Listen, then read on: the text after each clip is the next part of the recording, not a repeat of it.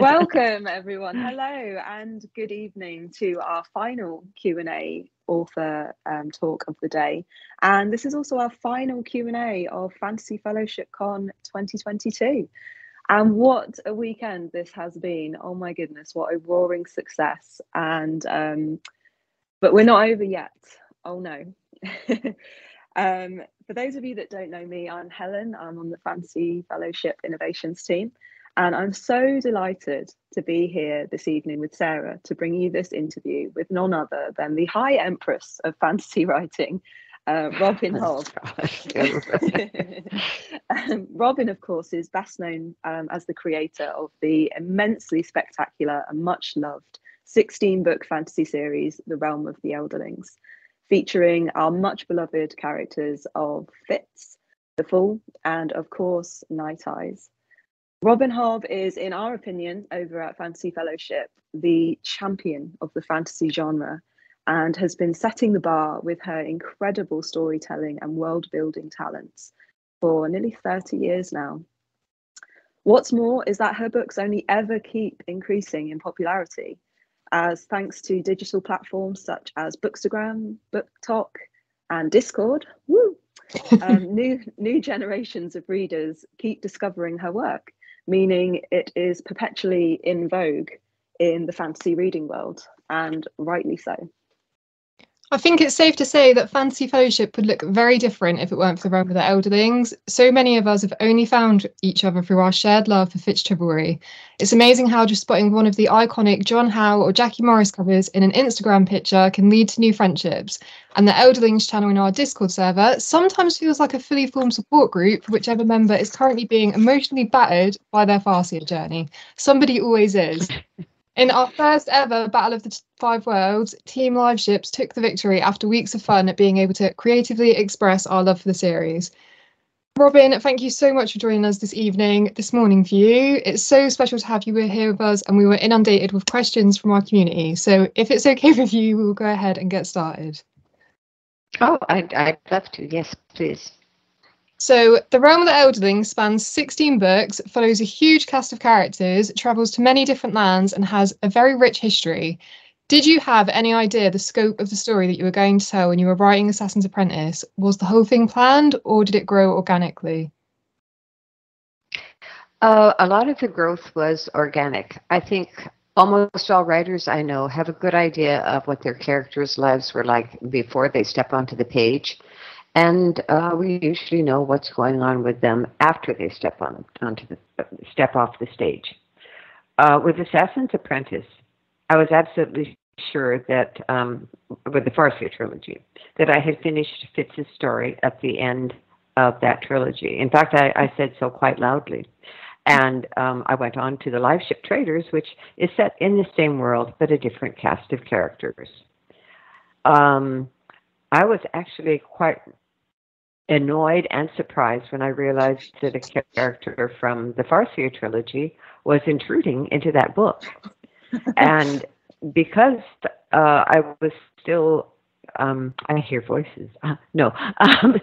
Because Fitz's voice was still prevalent in a lot of my I would catch myself writing emails in Fitz's voice. Wow. So I said, well, I'm going to write one more chapter for Fitz, just to show that he's done. And this is in the middle of working on Live Ships. So I tried to write one more chapter and ended up with like 80 pages. And then I realized that I was kind of in trouble and that Fitz wasn't going to be quiet and peaceful. So, yes, the story does grow organically. It became, it spread out to include a lot more characters than I had initially known. But I think for a lot of writers that happens. You know, you meet characters along the way, and then they say, but wait a minute, I want to tell you my story as well. So does that mean that chapter that you wrote for Fitz was the one at the beginning of Fool's Errand? Because I think that's one of my favourite chapters in the whole series. Yes, it kind of evolved into that. Yes. So beautifully done, those chapters. I know that we've talked in the Discord about how much everyone loves those. So you've created such a rich and diverse world in the Six Duchies that doesn't feel too far away from the real world. Have there been any places you visited that have been influences? Any buildings that inspired the Castle of Buckkeep, or any towns like Bingtown? If you could visit any of the settings in the Six Duchies, which would you choose? Oh, I would say that a lot of the geology and the geography of the Six Duchies comes from Alaska. Especially the island of Kodiak, which is it's volcanically formed, so it just kind of thrusts very abruptly out of the ocean with these big black cliffs and a lot of very, very pointy mountains and very steep, a lot of steepness. As far as places I'd like to visit, I love the idea of Bingtown, where you can buy things that are of elderling make, and it's a crossroads city. It's where a lot of people come and go from all different places. So that's probably one place that I would definitely choose to visit and I do visit it all the time, actually. So there you go. Amazing. Yeah. Love to go for a Bingtown adventure. Oh, same. I think one of my favourite things about the series is the animals and just how well written they are and how much I connect to them. Night Eyes is obviously one of my favourite characters ever, and I think that's the same for a lot of people. So from the unbreakable whip bond between human and companion, the stunning descriptions of the tending of horses, and even the cat-like behaviours of the dragons, your love for animals really shines through in so many ways throughout the series. Can you just tell us about the impact on your life animals have had? Did you grow up surrounded by pets? Can you just tell us your whole history of animals? The first dog that I remember was named Diddle. She was a little kind of a shaggy little sheepdog, and I grew up alongside her. When my parents purchased her from the pet store, I was still in what we called a baby buggy. And my older brother took my baby blanket to wrap up the puppy and put it in with me. So amazing. I have no memory of that. I have just been told that, but definitely she was around through a lot of my years. So there's always been a dog in my life somewhere. I couldn't always have my dogs with me. It was one of the big negatives about, we spent a couple of years in Hawaii with no dog, and that was just, I did not care for that at all.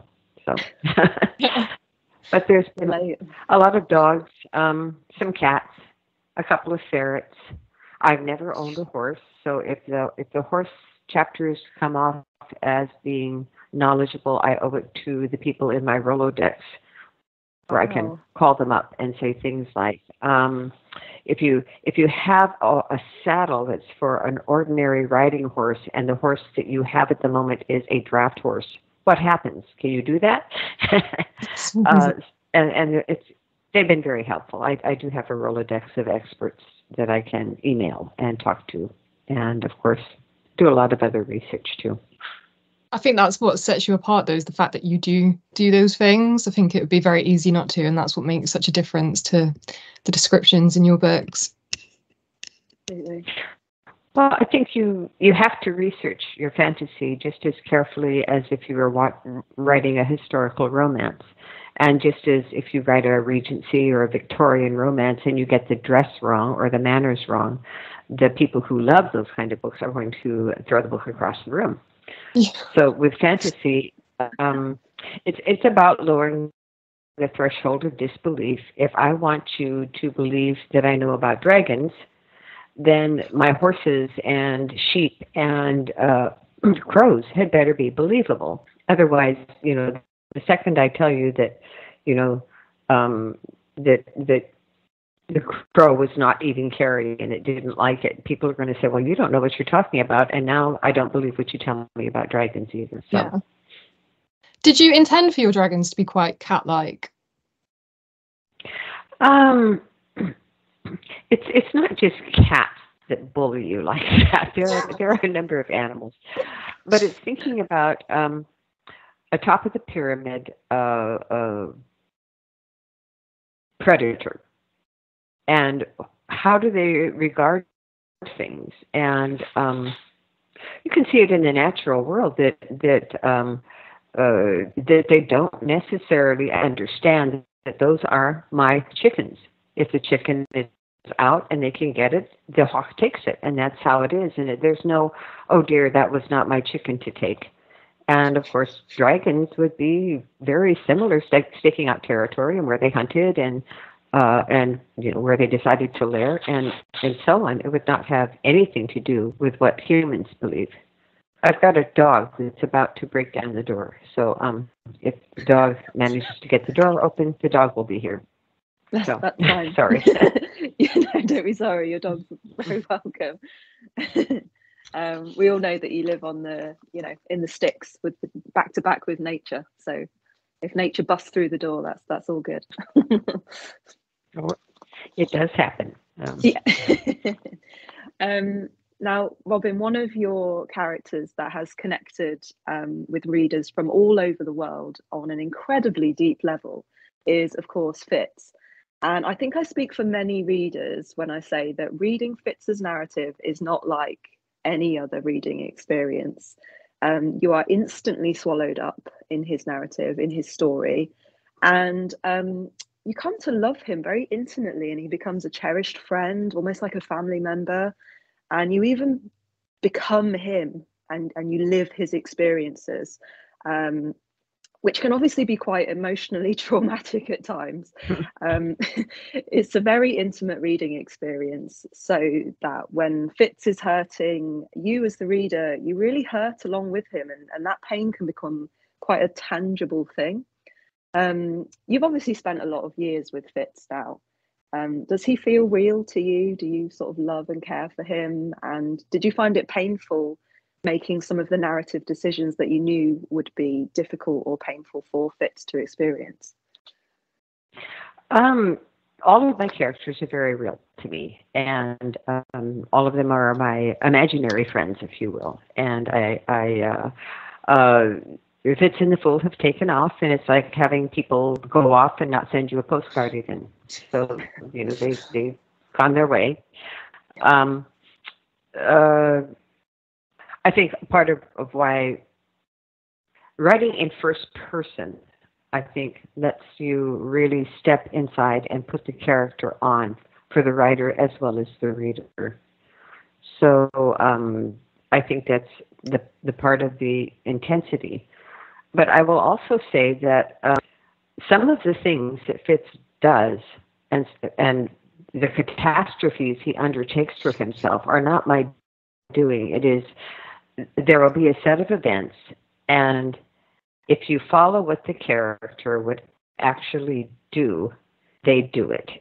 And then sometimes it's like, okay, you've painted yourself into a corner, and now as the writer, I have to think how I'm going to get you out of there. But well, I think we've all read books in which you can see when the writer reaches in and says, okay, I know what you would do, but for the sake of the plot, you have to do this instead. And those are disconcerting moments in a book. So I always try to follow the strongest thread of the story. And when he does something, or when any of my characters do something that I really wish they wouldn't do, because now I've got to add another chapter to untangle you from that. But if you have to follow the character, and you have to let the character make a lot of the decisions in a story, or so I think. Yeah, it messes up the outline. The outline becomes useless. I love the idea of the characters, of Fitz having autonomy and like bossing you around in how you write how the story comes out. I really love that idea. The characters in Farseer, in general, in the Realm of the Elderlings, some of them are extremely stubborn. Some of them are very unlikable to write. But once you have written a character in the first person or in the very tight third person viewpoint, which I used in Live Ships, you have to, as I say, put that character on like a coat and understand their motivations and why they do things, even if you find them reprehensible or you don't agree with them. Writing a villain, writing somebody like Kenneth and understanding what shaped him and why he does things is it's a hard experience sometimes. But if you don't let him do what he would actually do and let him think what he would actually think, you turn him into cardboard. He's just going, well, I will do that because I am evil, and that doesn't work. Yeah. And I think when you read Kenneth, you can really feel that, some of the deep unpleasantness of what he does. As a reader, you're kind of like, oh, this is really hard to read, but also I can kind of appreciate that this is what he needs to do as a character, because if it was tamed down in any other way, it would totally disrupt the flow of that character's story. Mm-hmm. Moving on to another of your famous characters, that is of course the Fool. He's extremely unique. He's very enigmatic, and he defies a lot of standard roles such as gender and race, and he also defies a lot of things like sexuality. It's always really ambiguous with the Fool, and he's termed in your books as the great love of Fitz's life, but it's never in any kind of sexual way. It's much deeper, like a soulmate. It transcends anything sort of base. So what did you set out to do with the Fool? Did he did you want to do something that was incredibly diverse, or did he just evolve naturally as well? In the outline for the Farseer trilogy, he had exactly one sentence, which was if he was to come in, give Fitz, you were going to glimpse him in the background, and then he was going to step in and give Fitz a piece of information that he needed, and then he was going to step off the stage. And he didn't. And, when he suddenly declares, we're here to save the world, you and I'm going, I have no idea what they're talking about. Amazing. He's one of those characters that has no respect for an outline and no respect for a plot. And he comes in and does things in the middle of a chapter, and there you are. And, what are you going to do? For me, if I try to unwrite something that I've written, like I get up in the morning and say, this is going to be a mess now. But to me, it's like an event that really happened. And I can't just go back and say, I'm going to throw that chapter. It just doesn't work that way for me. I feel like this is going to add... Sorry, Helen. No, you go. I just feel like this is going to add so much next time when I go back and reread them all, knowing all this. Yeah, so some of they've just walked out of Robin out of the mind onto the page, and just with very little control over what they do. I love that idea that they're just you're almost like the conduit for their stories, and they're just coming down through you. So on the subject, sometimes No, go on. Sorry. I just sometimes it's nice to know what a writer was thinking, and other times it's like looking under the hood of your car, and you just want the car to go when you turn the key. You don't necessarily want to know the stages of an internal combustion engine or how dirty your spark plugs are. So there's some readers really don't want to know. They just want to read the book. So on the subject of characters still, some of the character arcs throughout the series are just unbelievable. I remember reading the Live Ships trilogy in particular and feeling absolutely mind blown by how much my feelings had changed towards certain characters by the end of the 3 books. I don't want to give spoilers because I think it's so rewarding that you start with the first book and you kind of I really, really can't stand you. But then by the end of the 3rd one, you're in their corner. So did the growth and character development unfold like that for you too? Or was it a challenge to change your readers' minds about certain characters? Were there any in particular that were rewarding to write? I think that some of the characters, both in the Farseer trilogy and in the Live Ship Traders, have benefited by the fact that my offspring were in their teens at that time, and there was quite an assortment of characters of friends of that age coming and going in my home. And as with all people, some were delightful, and some were like, I hope you stay out of jail. But people grow up. People grow up and they change, and some people go on and they make good decisions and have terrible lives no matter, and some people make terrible decisions and they still somehow manage to come through it unscathed. So I think characters grow and change, should grow and change in the same way. A long time ago, a very long time ago, I was reading a book by Fritz Leiber. It was one of his Fafford and Grey Mouser stories. And he had something happen to one of the characters that was irrevocable physically. And I sat down and wrote him a letter and said, you know, I know you've been writing these characters for many years of your life. How could you do that to a character? And I got a handwritten letter back in very cramped handwriting saying that if your characters don't grow and change, if at the end of the story you've hit reset and they're back to wherever they were at the beginning of the story, what was the point of writing the story? And that has really stuck with me through the years, that if you take The Lord of the Rings and say, oh, you know, they've defeated the bad guy and they're going home, and home is not what it was. The mill has been, you know, everything that had happened to Hobbiton was just heartbreaking. But it was also very real, that you don't get to hit a reset button and have your characters respawn exactly in the location they were before and everything goes on as happily as. And I think that was one of the most brilliant parts of reading The Lord of the Rings, was that Frodo is irrevocably changed, and so is Sam.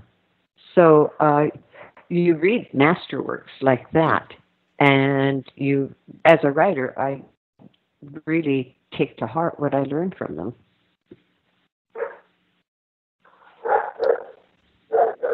And I don't know. I don't know if you can hear all the barking. There is absolutely nothing to bark at. we can hear a bit of barking, but it's all good.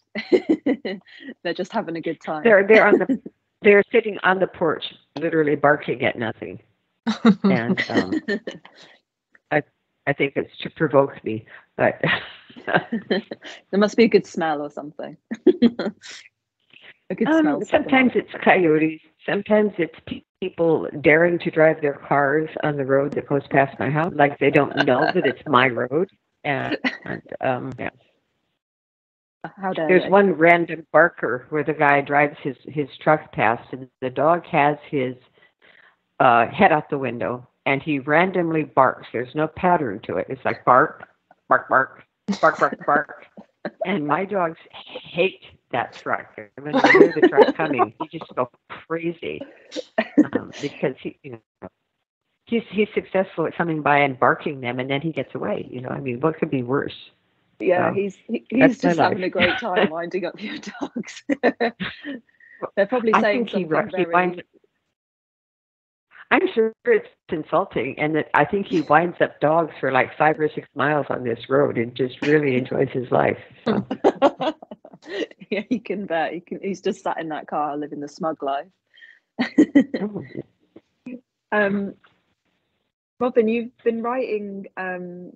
Well, you spent many years writing the Realm of the Elderlings series, from starting in 95 and finishing in 2016, which is a really long time to spend writing these incredible books. Do you have any favorite memories from over these years of being with these books? Oh, it's I think if you're not enjoying spending time with your characters, you shouldn't be writing those characters. So it's been, you know, what's the saying from the Grateful Dead? What a long, strange journey it's been. But it's been a journey, and for 3 or 4 of those years, I stepped aside and wrote the Soldier Son trilogy, which is completely unrelated. So it wasn't, you know, necessarily every moment with Fitz or every moment with the live ship traders. Looking at it now, it's like trying to advance any more stories in that world is like walking into a room with a 20-foot train behind you. You have to remember, where did I leave them? How old were they? How old are they now? Where are they likely to be now? And it's really, really easy to make mistakes and very easy to, you know, thank God for copy editors. They are really the unsung heroes of these very long fantasies that you're seeing written now. A good copy editor can make you look like you're so much better of a writer than you really are. Yeah, I guess they have to remember all the tiny little details, don't they? That can slip a mind quite easily. It's and they catch, you know, the odd little errors. And I've been with the same editor in the UK, Jane Johnson, as you know, for the whole span of the Elderling books. Wow. And at one point, I sent her a manuscript, and this was back in the blue pencil days, where I would get the manuscript back in a box with the famous editorial blue pencil marks. And at one point, you know, in Jane's handwriting, she had written in the margin, "You do realize you have a dead man rowing the boat." What it was 2 characters who had not super similar names, but their names both began with the same consonant, and one of them had died in the previous book, but I had needed somebody at the oars, and that was who popped into my head, rather than the other character who was actually there and had the correct name. But that is where your editor really, really saves you from looking totally stupid. So, and there's one famous error which neither of us caught, and I'm not going to tell you what it is. But several readers have said, "Oh yes. I get emails like, is this character meant to be in 2 places at the same time?" And I just go, shh. I know exactly what we're all going to be doing. Keep reading. Yeah, we'll put that out as a prize for people in the group. Like if you spot it, people, you heard this here live. If you spot it, you win a prize. Oh, it's terrible. If we'd caught it at the time, it would have been, I could have fixed it with a sentence or maybe 2. No. I'm so intrigued now. Yeah, same. So whenever anyone reads a Robin Hobb book, the first thing that I ask them is, "Are you okay?" I think it's safe to say that many of us are very emotionally attached to the Realm of the Elderlings, the books and the characters. Is there any books or series in your life that have made you feel like that? And have any made you cry like you have made me cry? Oh my. I would say one of the most formative books that I read, and I don't think he's as popular anymore. I read all of the Jungle books, not just the first one. And of course, they bear absolutely no resemblance to any TV or animation adaptation you have ever seen. They're much bloodier. They're much more violent. They're much more based in India than anything that any adaptation. If you've never read the books, then you really don't know what the Jungle Book is about. And that was very, very important to me. And the other person who I think loves him as much as I do is George Martin. Wow. And I find it so these wolves that come creeping into our books. Maybe descended from Aquila. We're not quite sure. Yeah. But do you know? Pardon? I'm going to have to read it now. I've never read it. Yeah, same. If you read it, make sure you read all of them. There's the first 2 or 3, but there's also the Red Dogs of the Deccan and the King's Ankus, all of which have to do with Mowgli. And so those books for me were very, very amazing. And then, of course, I was the perfect age and at the perfect time in my life when The Lord of the Rings came along. And I had read a tremendous amount of fantasy before then. But what the difference was is that suddenly there was a depth to this world. You had a sense of this world began long before this story, and this world will continue long after the story. And these characters are important, and what happens to them is important. I had never read a fantasy like that. Everything I'd read up to that point, whether, a lot of it was Golden Age stuff, a lot of it was, Tarzan, a lot of it was stuff that was wonderful, and I loved reading it. Doc Savage, all kinds of wonderful, fantastic adventures, but nothing that said, take this world seriously and come into it, and you're going to have to pay attention because this world is not your world. When I finished The Lord of the Rings, of course, then I immediately reread it again, and I went looking for something more that was like that, and there simply was not anything like it that I could find in the libraries or anywhere. And I was in Fairbanks at the time, so of course somebody will say, oh, well, you didn't find X, Y, or Z. But no, I didn't. There was nothing like it. And I immediately knew that this was the kind of story that I wanted to tell. And I think, I read it in probably about 1966, 67 in there. And I was just the perfect age for that to hit me as hard as it hit me.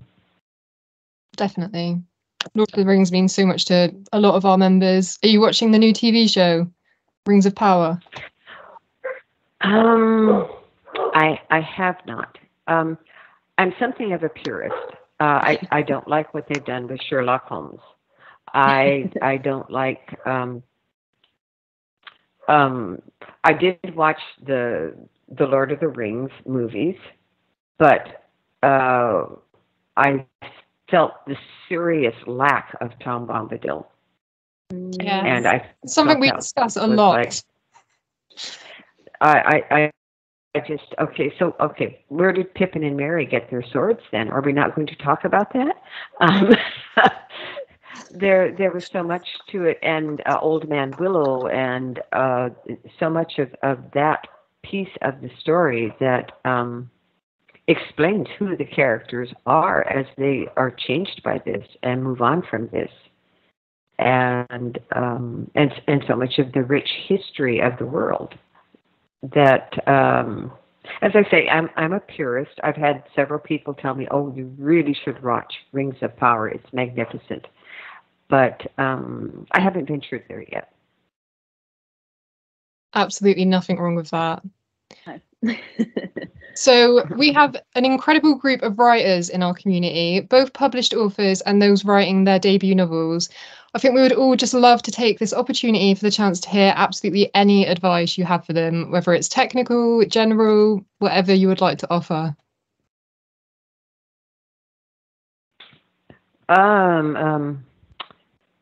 Just write. Don't wait to write. And this is something I have told people over and over. I used to do a thing at conventions, what was called Right Here, Right Now. And if you are a teenager and you have a story, write it. don't say I'll write that when I'm out of high school. Don't say, well, I better go and actually climb a mountain before I write this story about people climbing a mountain. Just write it, because you can wait 5 years and then write it, but it will not be the same story. And I talk to so many people in, at various events who are going to write after they finish school. They're going to write, after the wedding. They're going to write after the baby's born. They're going to write when the children start school. I'll have more time to write. Or after the children graduate and move out of the house, I'm going to start writing when I retire. But the whole thing is, you will never have more time than you do right now. You think you will, but you won't. I was perhaps fortunate in that for many years when I was writing these books, I lived in an area, which I'm still sitting in that area. But at that time, there was absolutely no cable, and there was the television reception was extremely poor. So in the evening, you could read or you could write. But there was no favorite TV show that I absolutely had to watch. And now that there is cable out here and there is TV and there is the option of I can write that next chapter, or I can binge watch 4 episodes of a detective story that I've been following.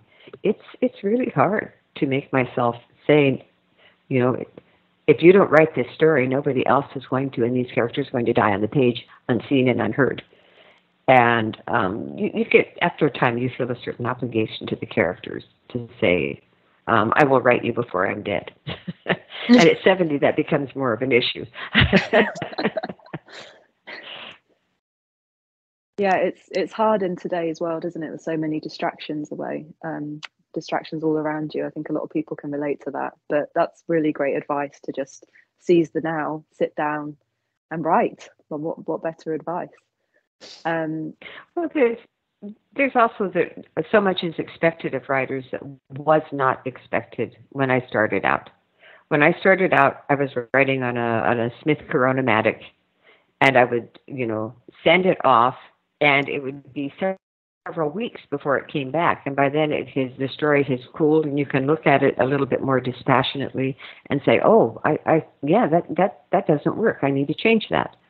But now, email a story off, and it can come back with editorial notes within hours sometimes. And not a book, but a story. And then you don't have that space. And the publishing houses now expect so much more of writers than they did when I was first starting out. I was under no obligation to have a social media presence when I started out writing. And now it's like, well, are you on Twitter? Do you have a website? Do you go on Facebook? What about Instagram? Have you done anything with Instagram this week? You have to keep the interest alive, and and it's all of those minutes are taking away from time on the keyboard to write a book. And I'm not honestly convinced that all of that actually matters that much to the readers. Years ago, I had a lunch with a couple of young romantic fantasy writers, and I'm not going to throw their names out because I haven't asked for permission to do so. But they were talking about the experience of both having recently finished their books, and now the publishers were saying, "Oh, well, we need more. So do you have any outtakes, or do you have any discarded scenes that we can use now? Well, can you write a few scenes that would have occurred in the book if you..." And they were just, the demands that were being made on their time. One of them said, she said, "Sometimes I am just in tears because they want so much from me. And I'm having a life, but it's not much of one while I'm doing this." So it's a very different writing world now, and I'm always very aware of that when I'm talking to writers who are entering it now. That I'm traditionally published. almost every advice I can give to a young writer is hopelessly dated, such as, well, did you clean your typewriter keys before you started? Did you put a fresh ribbon in your typewriter? Make sure you put your carbon paper in correctly, or you're going to find that you actually copied it onto the back of the page. Did you include a stamped self-addressed envelope when you submitted that? It's all it was all so important at one time, and it's totally irrelevant now. Yeah, the world moves very fast, and the digital world moves even faster. It's quite scary at times, but I think it's good to reflect on, you've been in the writing industry for so many years, so it's really lovely to hear your insights on how it's changed, and also to hear you kind of reminding this new generation of writers to stop and to slow down and to give time for writing, and maybe not prioritize that Twitter post and give yourself some time to write instead. When I was in Japan, I thought, I'm sorry. So sorry. No, when I was it happened. in Japan, I spoke to some authors who were writing manga, and they were under such, they have a contract, and I'm going to tell the story in 5 episodes, and then they would be told, the readers are really liking this story. We want you to stretch it out to 12 episodes. Or the opposite. The readers are not wrapped up in 3 episodes. And they would have to, contort their stories to fit. Now, as a writer, nowadays, you receive so much feedback in the way of email, and if you're looking at the review sites, and if you're looking at the book discussion sites, people saying, oh, well, either making predictions of, there's going to be this romance here, or saying, this is what should happen. And is it pandering if you change your outline to give the readers what you think you want? It's really easy to hear a small group of voices shouting for something and realizing that is actually a very tiny slice of the people that are reading your book, and that maybe you should stay with the characters and let the characters do what they were going to do, and take the flack for we didn't like that shouldn't have happened. He shouldn't have ended up with that person. He should have ended up with this person. So it's a very different writing world for writers now than the one that existed when I initially began writing, where I would get, after a book was published, I might get 1 or 2 letters that were forwarded to me by the editor, and that was it. So too much feedback. Yeah, I think so, and I think if you're constantly trying to please everyone, then you ultimately are never going to get anywhere. So authors just need to be allowed to write their story, because if you try and let everybody else's influence come into the mix, it's just going to make a big old mess. Mm-hmm. Well, Aesop had it right, you can't please all of the people all of the time. So no. We've run over a bit, so I don't want to. We don't want to impose on your whole day. But Sarah was going to ask you a question about our readathon. So every twice a year we do a big readathon, and we have different teams for our readathon. So I'll hand it over to Sarah to ask you our readathon question.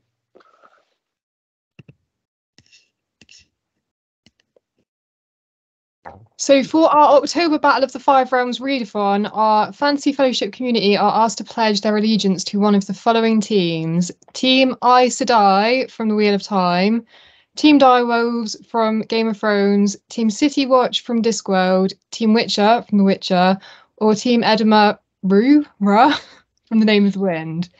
Please, could you pledge your allegiance to one of our teams, Robin? Sorry to do this to you, but it's very important. No, I can't. I'm sorry. my depth of knowledge of each of those worlds varies so much from world to world that I could not really make. I'll go with Rudyard Kipling. How's that? Okay, that's fair. Maybe we'll do that team next time after we've emotionally. I'm Team Rudyard. We'll have a sixth honorary realm for you, Robin. Helen, can we just squeeze the villain one in? Yeah, if it's okay with you, Robin, we just really want to squeeze in the question about the villains, because your villains are absolutely you are the master of writing an utterly detestable baddie, and no one can quite send you into a red rage and make you want to throw a book out the window like a Hobb villain. So on that note, if you had to spend a day alone with one of your evil creations, who would you choose? Would you choose Regal, Kyle Haven, or Satrap Cosgo?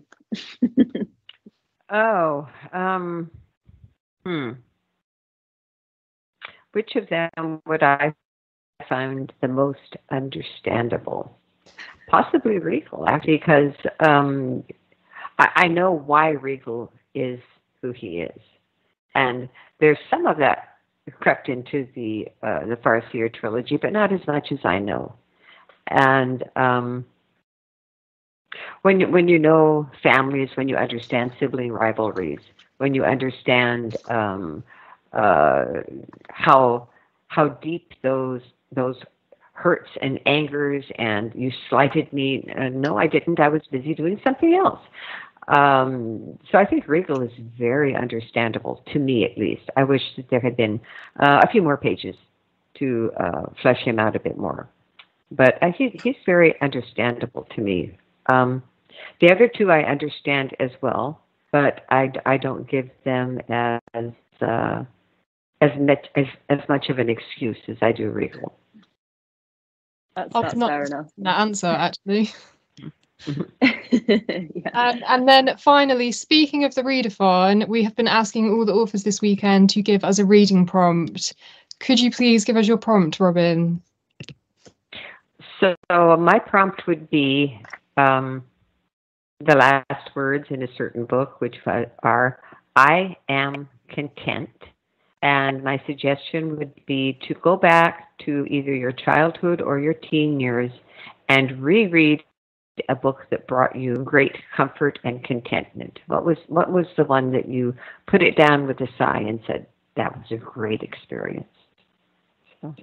Such a good prompt. That's such a lovely prompt, and I think so many people are going to really enjoy choosing that prompt and revisiting a book that brings them loads of nostalgia from their childhood. So that's really, really lovely. Thank you so much. So I just want to say wow, basically. This has been the most amazing conversation. I'm sure I speak for everyone watching when I say that hearing you talk about your books and all of our very deeply cherished characters tonight has just been a really magical experience. And on behalf of our Fantasy Fellowship family, I just want to say thank you so much, Robin. Thank you for coming. Thank you for your time. I know we ran over a bit, so thank you for your patience. And it's just been an absolute joy talking with you.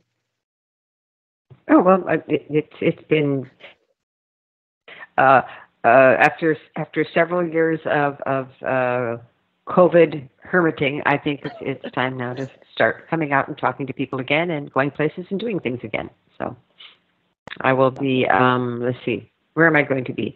I am going to go visit Provo, Utah in November for Brandon Sanderson's Dragonsteel convention, which is, it's very unusual. He's having it over a Monday and Tuesday, which I've never heard of doing with a convention. But it is, it'll be great to see Brandon again. It'll be great to get together with readers again. So that's on my list of upcoming things to do. Kind of,